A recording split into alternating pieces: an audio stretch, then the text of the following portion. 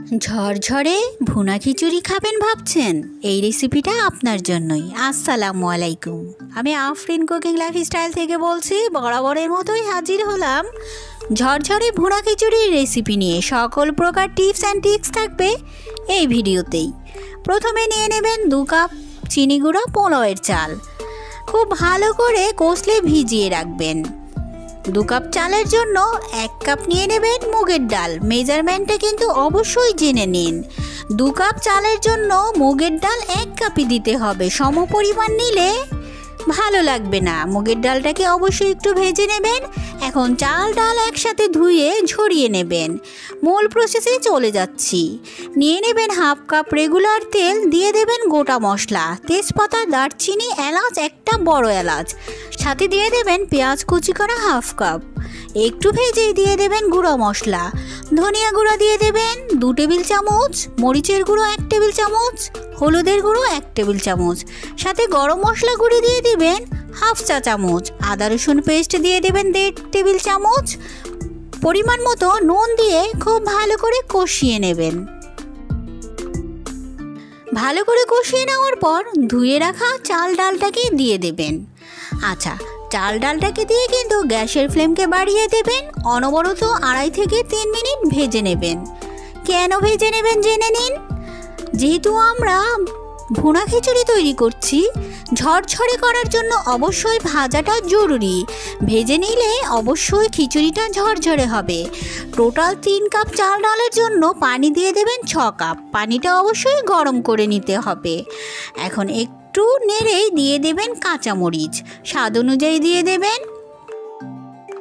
এখন একটু নেড়ে গ্যাসের ফ্লেমকে মিডিয়াম করে ঢাকা দিয়ে রেখে দেবেন প্রায় 10 মিনিটের জন্য। এই 10 মিনিটেই কিন্তু চাল আর পানি একেবারে মাখা মাখা হয়ে যাবে।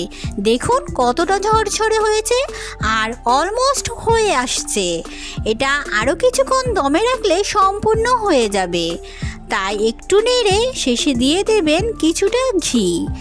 অবশ্যই এই ভুনা খিচুড়িতে ঘিটা দিয়ে দেবেন, এতে ফ্লেভার অনেক ভালো আসবে। এখন ঢাকা দিয়ে রেখে দেবেন 5 মিনিটের জন্য। ফিরে এলাম 5 মিনিট পর। এখন কিন্তু ভুনা খিচুড়ি একেবারে তৈরি। আর এই ভুনা খিচুড়ির ফ্লেভারে কিন্তু আমার কিচেনটা একেবারে ভরে গিয়েছে। আর কতটা যে ঝরঝরে হয়েছে আমি পরিবেশন করে আপনাদের দেখাচ্ছি। দেখুন কতটা ঝরঝরে।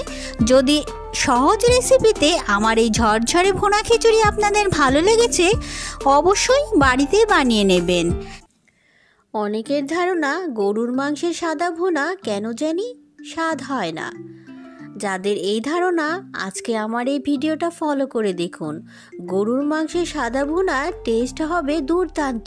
আমার আজকের রেসিপি গরুর মাংসের সাদা ভুনা। মূল প্রসেসে চলে যাই। 1/2 কাপ নিয়ে নিচ্ছি তেল, সাথে গোটা মশলা, 4টা এলাচ, 2 টুকরো দারচিনি, একটা তেজপাতা। একটু গরম হওয়ার পর 1.5 কাপ দিয়ে দিচ্ছি পেঁয়াজ কুচি। পেঁয়াজটাকে একটু ভেজে নেবেন। এই তেলেই দিয়ে দেবেন গুঁড়া মশলা, 1 চা চামচ মরিচের গুঁড়ো, 1 চা চামচ ধনিয়া গুঁড়ো, পরিমাণ মতো দিয়ে দেবেন নুন। আমি যেহেতু সাদা ভুনা করছি তাই এখানে অধিক মশলার কোনো প্রয়োজন নেই। দিয়ে দিচ্ছি 1.5 টেবিল চামচ আদা রসুন পেস্ট করা। একটু ভেজে নেবেন। ধুয়ে ঝরিয়ে রাখা 1 কেজি গরুর মাংসকে দিয়ে দেবেন। এখন খুব ভালো করে এই পেঁয়াজের সাথে কিছুক্ষণ রান্না করবেন। 1/2 কাপ টক দইকে ভালো করে ফেটে তারপরে দিয়ে দেবেন। টক দই কিন্তু কখনোই না ফেটে দিতে যাবেন না, সেক্ষেত্রে কিন্তু ছানা কেটে যাবে। তাই সব সময় টক দইটা একটু ফেটে দেবেন। ঢাকা দিয়ে রেখে দেবেন। এই মাংস থেকে বেশ খানিকটা পানি বের হবে। এখানে আমি একটা পেস্ট তৈরি করে নিচ্ছি। কাঠবাদাম নিয়েছি, কিশমিশ, গোলমরিচ, জায়ফল, জয়ত্রী 3টা নিয়েছি, এলাচ 1 চা চামচ, পোস্তদানা, 1/2 কাপ দুধের সাথে মিহি পেস্ট করে নিয়েছি। এরই মাঝে কিন্তু মাংস থেকে অনেকটাই পানি বের হয়েছে। এখন গ্যাসের ফ্লেমকে হাই করে পানিটা কিছুক্ষণ শুকিয়ে নেবেন। শুকিয়ে নেওয়ার পর যখন তেল উঠে এসেছে তখনই সেদ্ধ হওয়ার জন্য 1 কাপ পানি দিয়ে দিচ্ছি। এখন ঢাকা দিয়ে রেখে দিচ্ছি। ফিরে এলাম মাংসটা অলমোস্ট সেদ্ধ হওয়ার পরে। এখন পেস্ট করে রাখা মশলা থেকে আমি এখানে 4 টেবিল চামচ দিয়ে দিচ্ছি, কেননা মাংসটা অনেকটাই কমে গিয়েছে, তাই মশলা পুরোটা দিলাম না। ও বাটিটা ধুয়ে সামান্য একটু পানি দিয়ে দিবেন। এখন ঢাকা দিয়ে রেখে দেবেন 10 মিনিটের জন্য। 10 মিনিটে কিন্তু মাংসটা সম্পূর্ণ সেদ্ধ হয়ে গিয়েছে। এখন মশলা যে দিয়েছিলাম ওই বাটিতে 2 টেবিল চামচ গুঁড়ো দুধ খুব ভালো করে মিশিয়ে দিয়ে দিচ্ছি, সাথে কাঁচামরিচ আর ঘি দিয়ে দেবেন। নামানোর আগে অবশ্যই ঘি আর কেওড়া জলটা দিলে এই সাদা মাংসের কিন্তু টেস্ট অনেক গুণ বেড়ে যায়। ঢাকা দিয়ে রেখে দেবেন 2 মিনিটের জন্য। ফিরে এলাম 2 মিনিট পর। এরই মাঝে কিন্তু আমার দুর্দান্ত স্বাদের গরুর মাংসের সাদা ভুনা তৈরি। যদি সহজ রেসিপিতে আমার এই গরুর মাংসের সাদা ভুনা ভালো লেগেছে, অবশ্যই বাড়িতে বানিয়ে নেবেন। ভিডিওটি ভালো লাগলে একটা লাইক দিয়ে দেবেন। চ্যানেলে নতুন হলে চাইলে সাবস্ক্রাইব করে পাশে থেকে যেতে পারেন।